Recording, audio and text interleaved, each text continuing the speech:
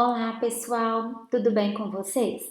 Hoje o tema da aula é a teoria neoclássica. Para isso, e como de costume, vamos então ver uma breve contextualização, conhecer o seu principal idealizador, o Peter Drucker, e conhecer a teoria propriamente dita, os princípios básicos de organizar organizações, as funções do administrador e, por fim, vamos fechar a aula com algumas implicações desta perspectiva neoclássica. Já iniciando com essa breve contextualização, vamos já entender que o nome de neoclássico, o neo, é novo. Então agora vamos ver alguns conceitos sendo reformulados e se adaptando cada vez mais à realidade, ampliando e atualizando conceitos das perspectivas anteriores. Então vamos ver quando surgiu o conceito de eficácia, a discussão em relação à amplitude administrativa. Na teoria clássica, vimos o conceito de centralização e agora vamos entender um pouco o que é a descentralização. E por fim, vamos ver a reformulação nas funções do administrador. Bom, a perspectiva da administração científica e a perspectiva clássica, elas recebiam sérias críticas e restrições devido ao exagero, formalismo e limitação da abordagem. Então, nesse sentido, a teoria neoclássica, ela vai se voltar mesmo a substituir aquela ênfase nos meios pela ênfase nos fins e resultados.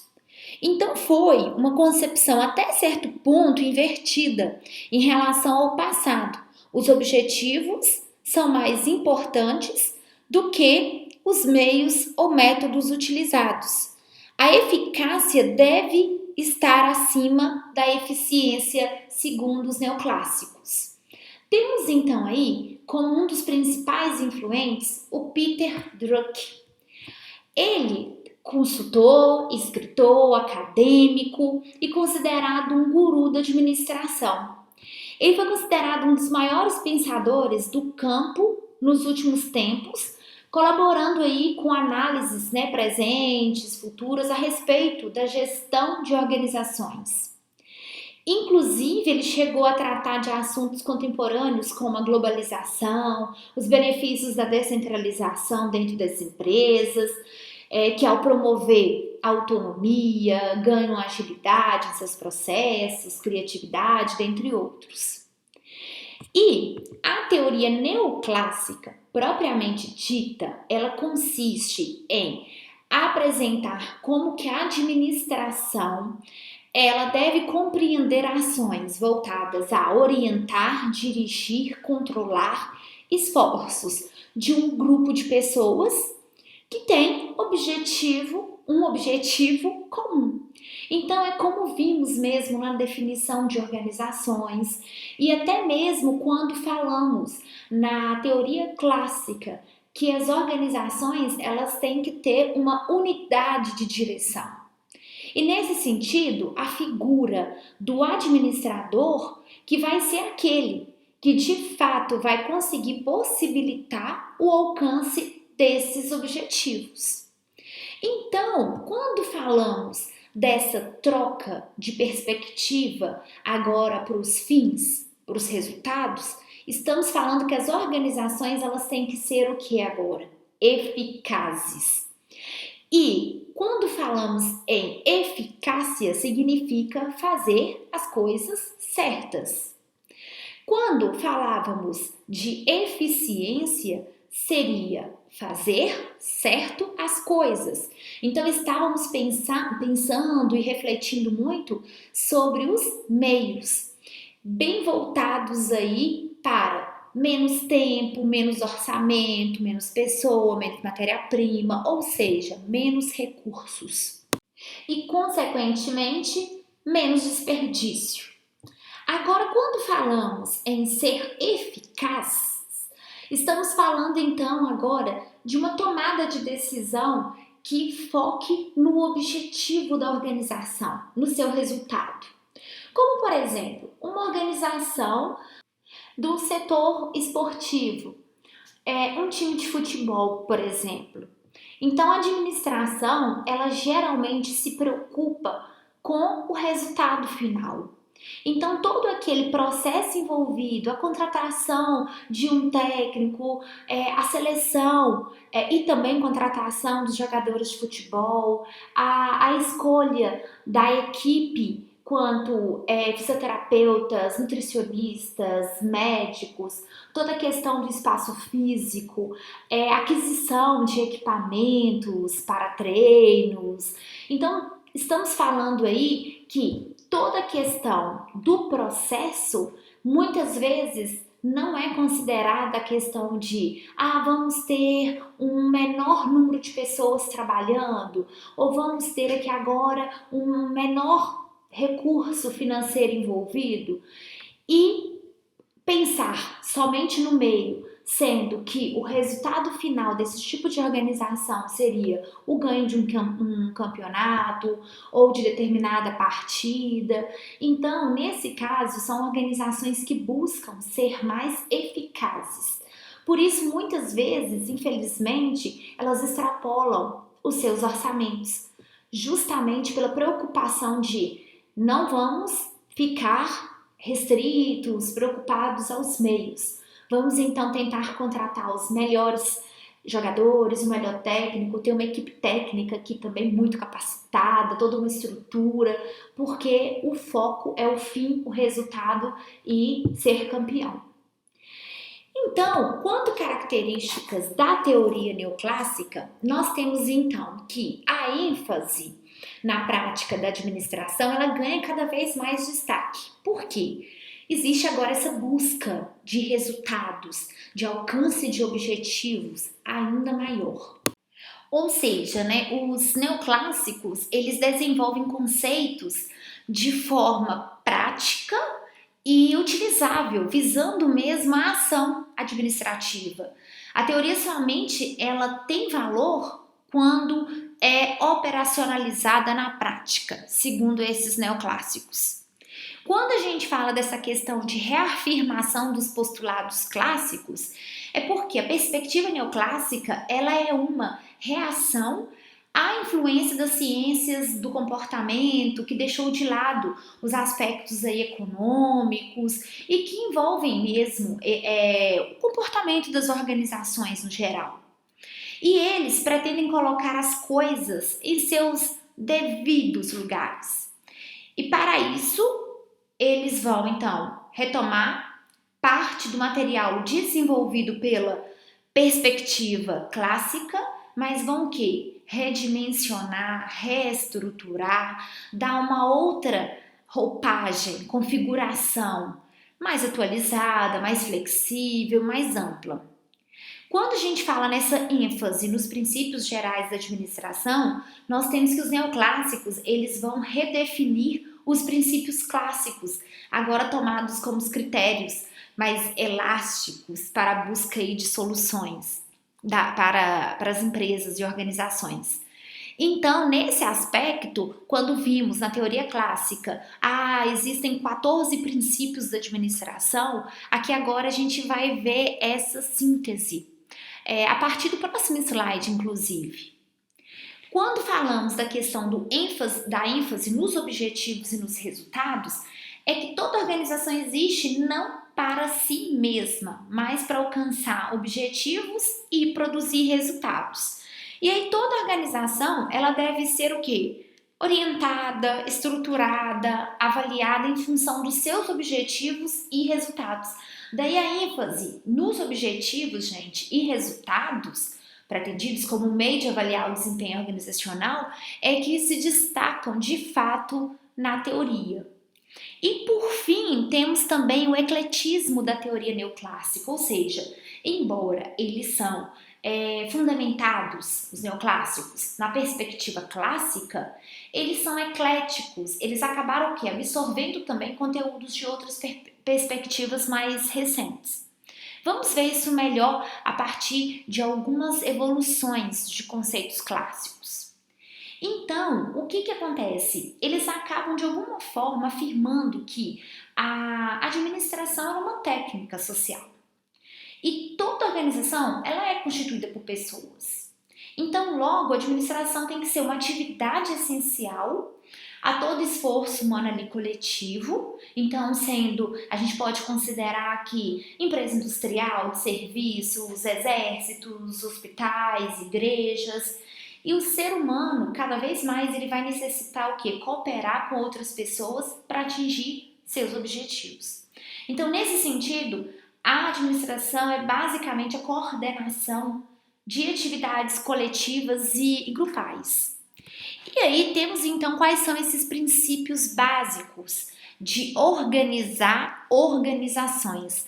Parece que fica de fato redundante, mas é exatamente isso. Aqui nós temos que agora os princípios são divisão do trabalho e especialização. Temos a questão da hierarquia, da responsabilidade, amplitude administrativa e da centralização versus descentralização. Então, alguns dos conceitos, eles permanecem bem próximos mesmo ao que já vimos. E outros, eles acabam ganhando, como falamos anteriormente, uma configuração, uma atualização. E assim, quando falamos da questão da hierarquia, por exemplo, ele foi atualizado. Agora, vamos falar que a hierarquia, ela ganha com isso o quê? Um nível organizacional. Temos então aqui que além da estrutura de funções especializadas, a organização ela precisa de uma estrutura para dirigir as operações para níveis que estão sendo aqui subordinados, ou seja, quando a gente cria esse nível intermediário com papéis aí bem gerenciais, nós estamos então fazendo um elo entre essas funções muito especializadas com pessoas que de fato que fazem funções técnicas, executam operações. Então aqui a gente tem um nível intermediário, os gerentes sendo então um nível organizacional acrescentado à hierarquia. Com isso, nós temos os 3 níveis organizacionais, que é o nível institucional ou estratégico, o nível intermediário ou gerencial ou tático, como vemos esses nomes, essas terminologias na literatura, e também o nível operacional ou técnico. E assim, nós passamos então a entender também a questão da amplitude administrativa.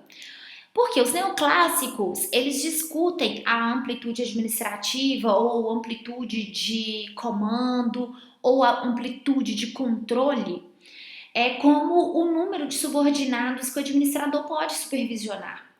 Então nós temos que quando o administrador tem muitos subordinados, a sua amplitude de comando é grande e ampla. E aí, por outro lado, nós temos também aí a organização mais achatada, que ela é mais dispersada horizontalmente. E aí eu pergunto para vocês, qual dessas estruturas ou qual dessa estrutura é a melhor? Então aqui a gente sabe que depende. Vai depender, então, do contexto organizacional, do setor, né, do número mesmo, do porte da organização, quanto o número de funcionários. Então, tudo é muito relativo. Algumas organizações, elas precisam ser organizações, né, que a gente denomina aí como altas, e outras como achatadas, para que elas sejam cada vez mais produtivas e que alcancem seus objetivos e resultados. E aí um outro princípio que foi atualizado é quanto à centralização. Porque nós temos que a centralização e agora a descentralização se refere aos níveis hierárquicos nos quais as decisões devem ser tomadas.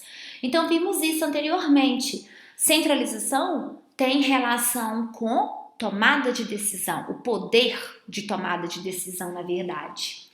E aí, quando a gente tem uma organização muito que centralizada, Significa que a autoridade para tomar decisões está alocada no topo da organização. E com a descentralização, essa é deslocada então para os níveis mais baixos da organização. Ou seja, na centralização a gente vai enfatizar aqui a cadeia de comando e parte da premissa de que o presidente no topo possui mais alta autoridade e que a autoridade dos gerentes é escalada de acordo com sua posição relativa ali no organograma. Então, assim, a gente tem aqui uma autoridade mais linear. Quando já falamos da questão da descentralização, a gente agora vai trazer esse novo conceito de fazer com que as decisões elas sejam pulverizadas nos níveis mais baixos da organização. Então, assim, é uma tendência mais moderna mesmo, descentralizar, para incrementar ali a questão da iniciativa, liberdade das pessoas, criatividade. Também já discutimos sobre conceitos hoje mais assim, de organizações mais dinâmicas, inovadoras. E a autoridade para tomar ou iniciar a ação, ela deve ser delegada tão próxima ali da cena mesmo, quanto possível. Então, ela funciona bem quando perante a mudança e incerteza do mundo dos negócios aí que vivemos hoje, a complexidade dos problemas organizacionais e a necessidade ali de talentos empreendedores. Mas vamos ver que ambas elas possuem vantagens e desvantagens. Vamos conhecer primeiro as vantagens da centralização, que se referem a decisões são tomadas por administradores com uma visão mais holística da organização. Esses tomadores de decisão, eles acabam muitas vezes tendo habilidades, conhecimentos, sendo treinados para que de fato, mais preparados muitas vezes, para que de fato possam tomar decisões mais assertivas. As decisões, elas são muitas vezes mais coerentes com os objetivos aí globais, uma vez que a visão, como falamos na primeira característica, ela é global da organização e também elimina esforços duplicados de vários tomadores de decisão. A gente está falando aqui em questão de custo mesmo. Então, muitas vezes a gente tem várias pessoas pensando no mesmo tipo ali de decisão, de solução de algum problema. Quanto às desvantagens, nós temos que as decisões são tomadas, então, na cúpula, que está muitas vezes distanciada dos fatos e das circunstâncias da situação ali local. Os tomadores de decisão no topo têm pouco contato com as pessoas e com as situações envolvidas muitas vezes. A linha de comunicação ao longo da cadeia pode provocar demora, custo. A gente, muitas vezes tem ali aquelas informações também sendo distorcidas, por essa linha de comunicação. E também pensando que as decisões, elas passam pela cadeia escalar, mas assim, envolvendo intermediário.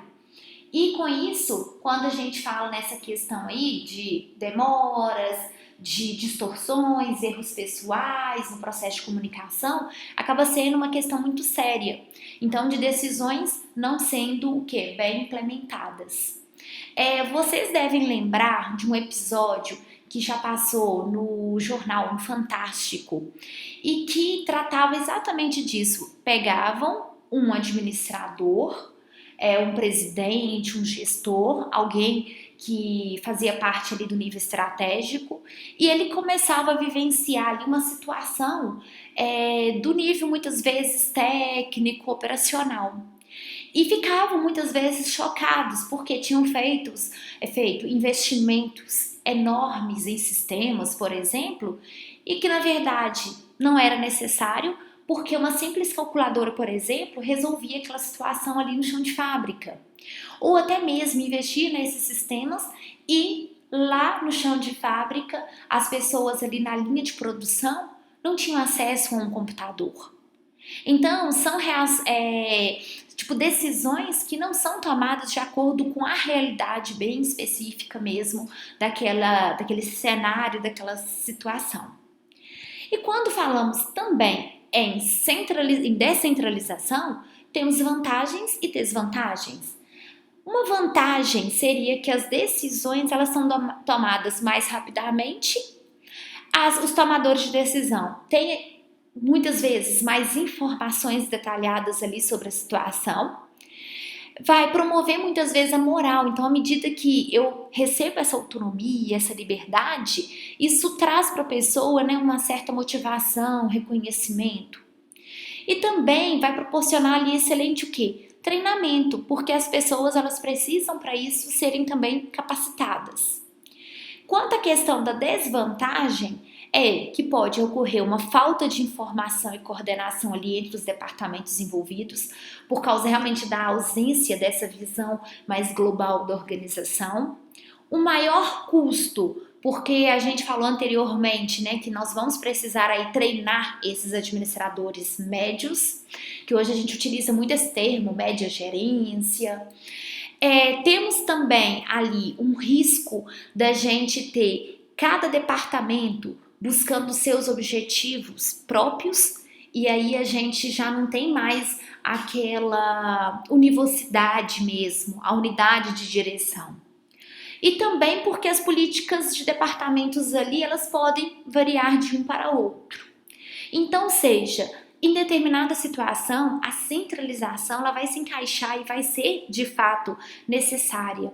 Em outros casos, a organização pode optar por essa descentralização, uma vez que muitas vezes centralizar tudo na mão ali, de fato, né, do nível estratégico, faz com que eles também se sintam sobrecarregados, que as decisões muitas vezes vão ser mais demoradas.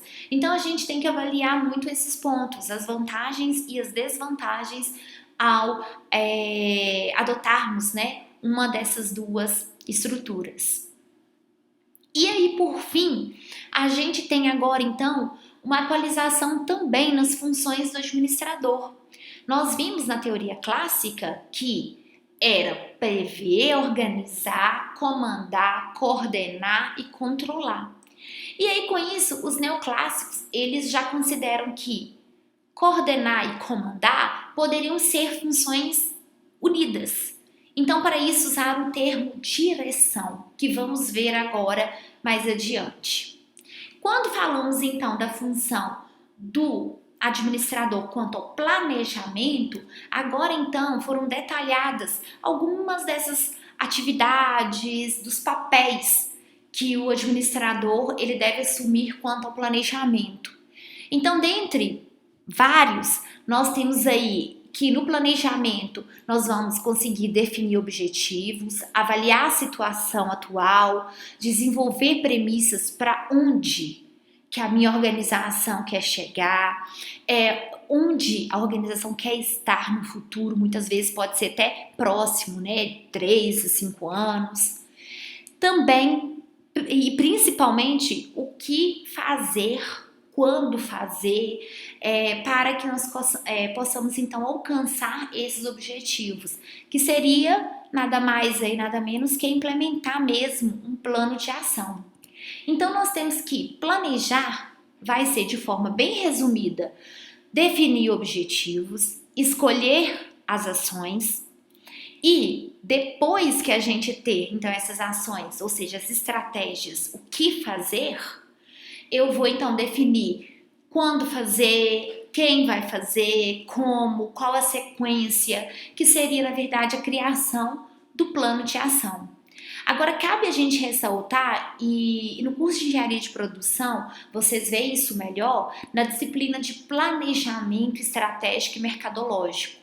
Uma vez que, quando vamos definir então qual situação a minha organização deseja estar no futuro próximo, eu preciso muito bem entender e fazer uma avaliação da minha situação atual. E para isso, a gente tem, por exemplo, ferramentas como a análise SWOT.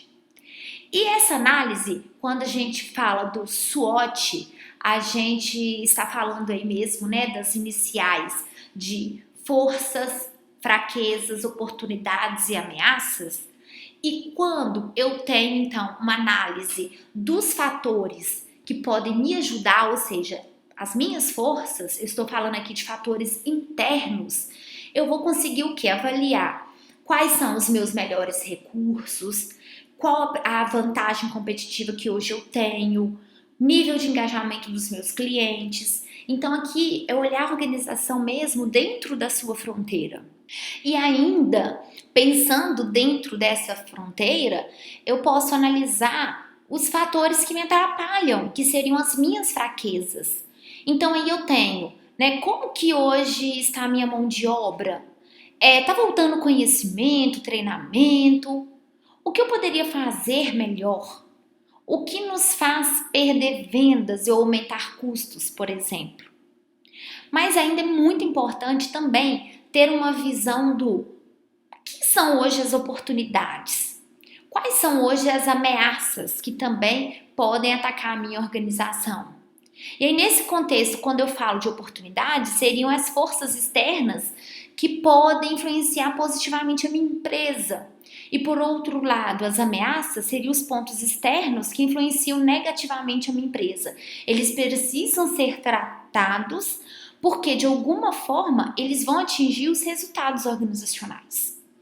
E aqui eu tenho falado de empresas, mas se a gente parar para pensar, e é uma atividade que eu proponho para vocês, é realmente fazer muitas vezes um planejamento pessoal da vida mesmo de vocês. Então, por exemplo, como na atividade é proposto, eu posso ter opções, eu vou pensar em qual situação que hoje eu, quanto estudante universitário, acadêmico, eu posso visualizar num futuro próximo, entre 3, 5 anos, quando vocês formarem. Então, algumas opções são, né? Hoje, na situação que vocês se encontram. Eu quero daqui 3 anos estar formado, meu objetivo é esse.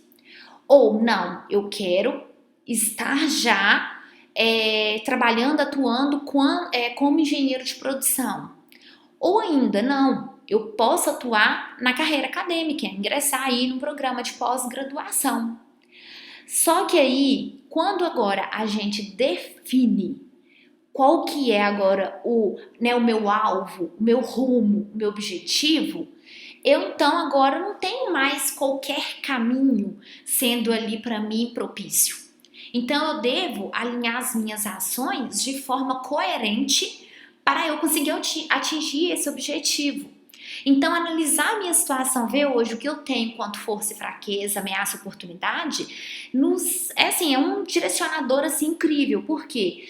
Se a minha opção é seguir carreira acadêmica, então, por exemplo, durante a minha graduação, eu posso estar investindo em monitorias, participação em iniciação científica, em projetos, né, de extensão. Então, eu já começo ter agora caminhos, rumos, não vão ser mais como a Alice no Mundo ali das Maravilhas, né? Que quando a gente não tem uma direção, um caminho, um alvo, qualquer caminho ele é muito bem-vindo, muito propício. Então agora não, eu já tenho essa percepção mesmo do que eu quero. Então, quando a gente pensa, é uma dica, façam isso. A gente tem muitos exemplos de alunos que muitas vezes acabam, né, descobrindo assim, eu nunca pensei isso antes, o que eu quero daqui a 3, 5 anos, ou, né, no ano que vem. A gente muitas vezes não para fazer esse exercício de reflexão. E aí, quando a gente para, a gente muitas vezes até se arrepende, porque algumas oportunidades, por exemplo, foram perdidas. Então, definir objetivos, avaliar a situação atual, identificar os meios que eu preciso para alcançar os objetivos, implementar aí um plano de ação acaba sendo crucial mesmo, não só para as organizações, mas como também para a vida pessoal da gente. Então, muitas vezes, o aluno, quando a gente pergunta assim, qual o seu período, ele fala, nossa, eu me perdi. Eu estou fazendo matérias em vários períodos. Então, é necessário ter um foco. Eu vou conseguir formar, eu quero formar em qual ano, e para isso, quantas disciplinas eu vou ter que fazer, eu vou ter que avaliar cenários que algumas disciplinas vão possuir pré-requisitos, e aí é fazer realmente esse cenário positivo, né, bem mais otimista, ou também um cenário mais negativo aí, pessimista, e alguns outros, né, cenários que podem acontecer. Então, é um exercício muito bacana. Quanto função organização, a gente vai ter então aí a questão de tentar alocar melhor os recursos para atingir então esses objetivos. Então, estou falando aqui de divisão do trabalho, da estrutura mesmo das atividades ali, do passo a passo, designar as pessoas que vão de fato ali executar, né, essas atividades e coordenar esforços. Mais ainda, quando falamos da função organização, é necessário a gente fazer então essa pequena distinção, que falar em organização pode ser como uma entidade social ou como uma função administrativa e parte integrante aí do processo administrativo, que é o que nesse momento agora estamos dando ênfase. Quando falamos da organização, agora quanto à entidade social, a gente tem aí a organização formal, que também vimos, né, principalmente na teoria de administração científica, teoria clássica, teoria burocrática. Então, é aquela organização ali baseada na divisão de trabalho racional, que vai se especializar cada vez mais. Ela é muito planejada, definida por organograma, no geral, formalizada oficialmente. E vimos lá na teoria humanística que temos também a organização informal, e que ela vai ser mais espontânea e naturalmente organizada mesmo entre as pessoas que trabalham ali na organização formal. Ela é formada a partir de relações de amizade ou antagonismo, do surgimento ali de grupos que não são formalizados, não pertencem ali ao organograma ou a qualquer outro documento oficial. E aí, quando então estamos falando dessa questão da organização como função administrativa, significa o ato de organizar, de estruturar e integrar mesmo os recursos e órgãos incumbidos de sua administração a estabelecer o quê? Suas atribuições. Então, a gente tem aqui determinar de fato quais são as atividades específicas necessárias ali para a gente alcançar os objetivos, agrupar essas atividades numa estrutura, em questão mesmo de departamentalização, ou ainda designar atividades ali às posições e pessoas. E aí, quando falamos em pessoas, logo temos a função direção. Essa função, ela constitui como uma terceira função administrativa e vem logo mesmo depois do planejamento e da organização. Por quê? Após a definição do planejamento da organização, agora o quê? Resta a gente fazer as coisas andarem, acontecerem. E esse é o papel mesmo da direção ou da liderança, que é o quê, gente? Acionar e dinamizar a empresa, ou seja, a ação que tem muito a ver com as pessoas. Então, aqui nesse momento, as pessoas precisam ser aplicadas em seus cargos e funções, treinadas, guiadas, motivadas para alcançar os resultados que se esperam delas. E aí, com essa direção, se relaciona com a maneira pela qual o objetivo deve ser alcançado por meio da atividade dessas pessoas, conforme aí no slide. E por fim, nós temos o que? A função controle. E a função controle, ela vai de fato, vamos até ver, assumir alguns significados. Quando falamos do controle como função aí restritiva e coercitiva, no sentido de coibir ou limitar desvios indesejáveis ou comportamentos não aceitos, então aqui o controle já tem um caráter o quê? Mais negativo e limitativo, como cerceamento, coerção, inibição, manipulação, entre outros. É o controle social das organizações da sociedade para inibir o individualismo e muitas vezes, né, alguma liberdade. Quando temos o controle como sistema aí automático de regulação, é no sentido de manter automaticamente um grau constante de fluxo ou funcionamento de um sistema. Então, é comum o processo de controle automático das refinarias de petróleo, indústrias químicas, de processamento contínuo e automático, ou seja, a gente ter esses tipos de processos. E, por fim, o terceiro ponto de vista sobre o controle, que é como função administrativa, que é o nosso foco, é relacioná-lo como parte do processo, assim como planejamento, organização, direção. Ou seja, a finalidade dele aqui é assegurar que os resultados do que foi planejado, organizado, dirigido se ajustem aos objetivos previamente ali definidos, no planejamento mesmo.